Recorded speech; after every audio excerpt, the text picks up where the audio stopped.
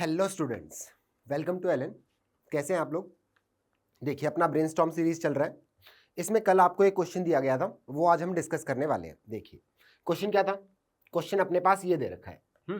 तो क्वेश्चन जब आप देखोगे तो आपको लगेगा कि ये क्वेश्चन तो ITF का है ना, कि इसमें इनवर्स ट्रिग्नोमेट्रिक फंक्शन इन्वॉल्व है ना। चलो, देखने से तो ये लग रहा है। अच्छा, अब आगे क्या बोला कि x1 x2 x3 they are positive real number, सारे के सारे पॉजिटिव है ना। अच्छा, आप मुझे इसकी अप्रॉक्सीमेट वैल्यू बता सकते हैं? tan inverse 2/√3। देखिए, √3 का वैल्यू होता है 1.73, तो 2/√3 ये अपना 1 से बड़ा हो जाएगा। tan इनवर्स 1 का वैल्यू क्या होता है? π/4। तो अब अंदर वाला जो चीज है वो 1 से बड़ा है, तो ये जो वैल्यू है tan इनवर्स इंक्रीजिंग फंक्शन होता है ना। तो 1 पे वैल्यू ये दे रहा है π/4। अगर इनपुट में 1 से बड़ा कर दूं तो वैल्यू जो है वो π/4 से बड़ी हो जाएगी। ओके, तो अपना जो x1 है, x1 π/4 से बड़ा है। फिर आगे बोल रहा है कि x1 is greater than x2 is greater than x3, ऐसा अपने को सीरीज चलता जा रहा है। ओके, ये अपने को दे रखा है। अच्छा, अब x1 x2 x3 ये सब के सब इस रिलेशन को सेटिस्फाई कर रहे हैं, ये उसने दे रखा है। ठीक है, अब इस रिलेशन का देखो कैसे यूज कर सकते हैं हम। यहां पे हमने देखा कि xn और xn+1 ये इन्वॉल्व है, यहां पे भी xn और xn+1 इन्वॉल्व है।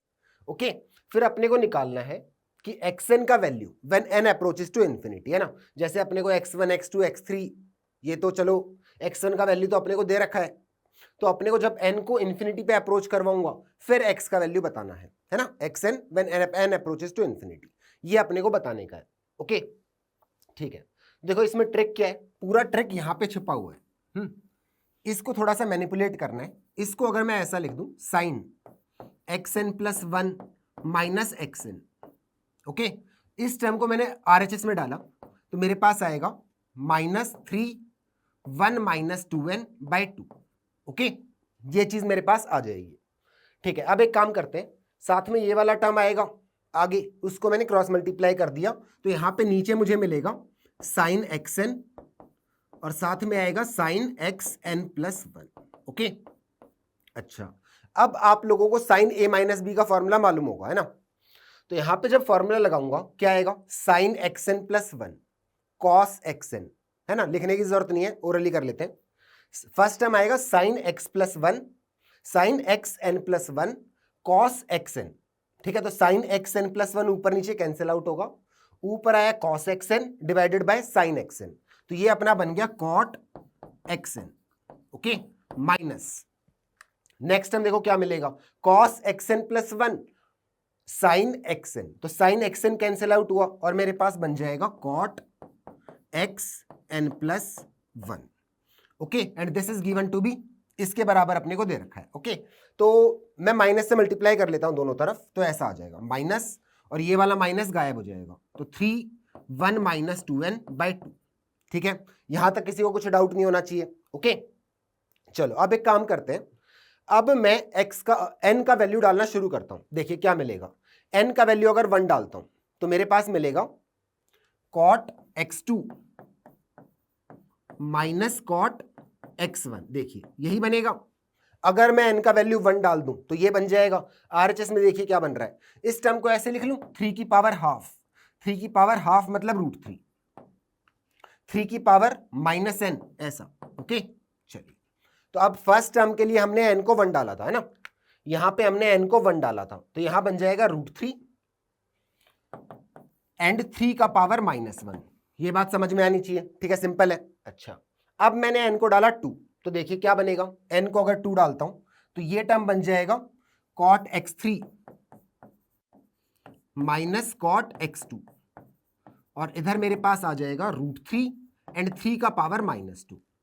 ठीक है, नेक्स्ट स्टेप, n का वैल्यू 3 डाल दूं तो मेरे पास आएगा cot x4 minus cot x3, और ये इधर बन चुका है √3 एंड 3 का पावर -3। ओके, ऐसे ही अब n को n बढ़ाते जाएंगे हम, तो फाइनल देखो क्या बनेगा यहां पे। अगर मैं n को डाल देता हूं, मैंने n की जगह n ही डाल दिया, तो यहां मेरे पास आ जाएगा cot चलो n की जगह n-1 रिप्लेस करते हैं, तो ये टर्म बनेगा cot xn, और इधर मेरे पास आ जाएगा cot xn-1, और इधर आएगा √3 एंड 3 का पावर -n-1। ओके, चलिए नेक्स्ट स्टेप आप खुद से सोच सकते हैं क्या करना चाहिए अपने को। इन सारे टर्म्स को अगर ऐड करूं तो क्या फायदा होगा अपने को कि ये cot x2 ये कैंसिल आउट हो गया, सबको मैं ऐड करना चाह रहा हूं। ओके बेटा, तो ये टर्म अपना कैंसिल आउट हुआ, ये टर्म अपना कैंसिल आउट हुआ। सिमिलरली cot x4, मतलब फाइनली यहां तक पहुंच गए हम। तो इन दोनों में से कौन सा टर्म बचेगा? अगर सीरीज यहां तक था तो ये टर्म बच रहा है, अगर सीरीज यहां तक होगा तो ये वाला टर्म बचेगा, सो this will get cancel out. Okay, तो अपने पास बचा cot x1 and cot xn। cot x1 अपने को मालूम है ना, tan x1 अपने को दे रखा था, तो cot x1 इज नोन, तो अपने पास only unknown is cot xn। तो यहां मेरे पास आया cot xn minus cot x1। Okay, चलिए अब अगर मैं इन सबको ऐड करूं तो √3 कॉमन आ रहा है, और देखिए ब्रैकेट के अंदर क्या बचेगा, 3 की पावर -1, 3 की पावर -1, 3 की पावर -2, ओके, 3 की पावर -3, ऐसा चलता जाएगा। ओके, आपको n के टर्म्स में लिखने की जरूरत नहीं है, ऐसे सोचो अगर n को इंफिनिटी पे अप्रोच करवाऊं। अच्छा, इस जीपी का कॉमन रेशियो क्या है? Common ratio is 1/3। अगर n को इंफिनिटी पे अप्रोच करवाऊं, so this will become an infinite GP, जिसका सम क्या हो जाएगा, इसका अपना सम हो जाएगा √3। फर्स्ट टर्म इज 3 का power -1 upon 1 minus r, common ratio is 3 का पावर -1। ठीक है बेटा, तो ऐसा ये लीजिए। ठीक है, तो इस टर्म को जब मैं सिंप्लीफाई करूंगा तो ऊपर आया 1/3, नीचे आया 2/3, 3 से 3 कैंसिल आउट, तो मेरे पास बचेगा 1/2। तो यहां पे RHS मेरे पास आ रहा है √3/2। ओके बेटा, ये चीज मिली मुझे। अच्छा, पिछले पेज पे आओ एक बार, यहां पे मुझे दे रखा है tan x1। tan x1 का वैल्यू क्या है? tan x1 is 2/√3। ओके, तो cot x1 क्या हो जाएगा? cot x1 will be √3/2। Okay, sorry, तो ये टर्म मेरे पास है √3/2। इस टर्म को चलिए लिखते हैं यहां पे cot xn minus cot x1। Okay, यहीं पे मैं लिख देता हूं limit n approaches to infinity. Okay बेटा, सही है। जब n को इंफिनिटी पे अप्रोच करवाऊंगा तभी तो ये वाला टर्म इनफाइनाइट जीपी के सम के इक्वल होगा। ओके, ऐसा मैंने लिख दिया। cot x1 का वैल्यू क्या है? cot x1 की जगह मैंने रिप्लेस किया √3/2। चलो यहां पे रिप्लेस कर देता हूं √3/2। देखिए, ओके, ठीक है। अब RHS में √3/2, इस टर्म को RHS में डालूंगा तो √3/2 प्लस √3/2, √3 बन जाएगा। तो मेरे पास आया limit n approaches to infinity cot xn, ये अपना बन चुका है √3। ओके, ऐसा बन चुका है। ठीक है, तो अब इसको ऐसे लिख दूं, इसको मैं ऐसे लिखता हूं, लिमिट को मैं अंदर ले जाता हूं, तो मेरे पास क्या आ जाएगा, लिमिट को अगर cot के अंदर भेज दूं तो मेरे पास आएगा cot limit n approaches to infinity and this is xn, और ये है अपना √3।